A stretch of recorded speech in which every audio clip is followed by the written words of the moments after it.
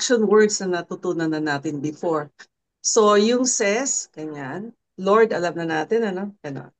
And then yung cursed, ganun siya. Naalala niyo to, parang Cursed. butterfly. Cursed. Hmm. Naaral na natin to before.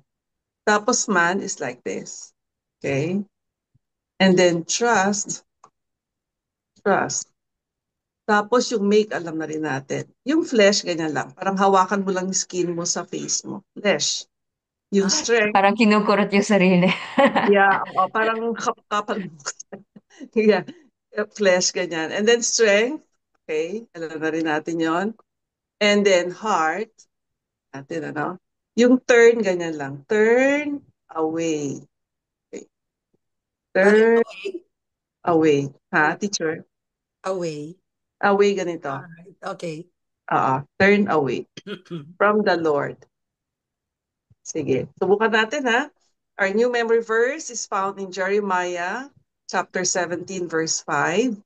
Thus says the Lord, cursed is the man who trusts in man and makes flesh his strength, whose heart turns away from the Lord. Jeremiah 17:5. Okay, nakuha niyo ba? Teacher, ang cute ng flesh. Mga Yes, ganun. ganyan lang. Tsaka Teacher Beth, yung man, ano, yung God hanggang dito lang sa ulo. Yung man hanggang sa Yung katawan. man dito, tapos dito sa chest, here. Forehead Oo. hanggang sa chest. Yan. Ganyan lang, parang ganyan. Yung God kasi ganun eh, di ba? Oo, Hanggang sa ulo hip. lang. Oo. Okay. Yeah. Sige. Tapos yung Thank turn, you. ganun lang. Turn away. Turn away. Okay. Yung curse, Okay. alam na natin ito yung parang butterfly na ganun. Cute yung curse eh. Okay. Sige. Okay, thank Thank you, Thank you, you. Teacher Teacher Beth. Okay, Beth. thank you. Ayan.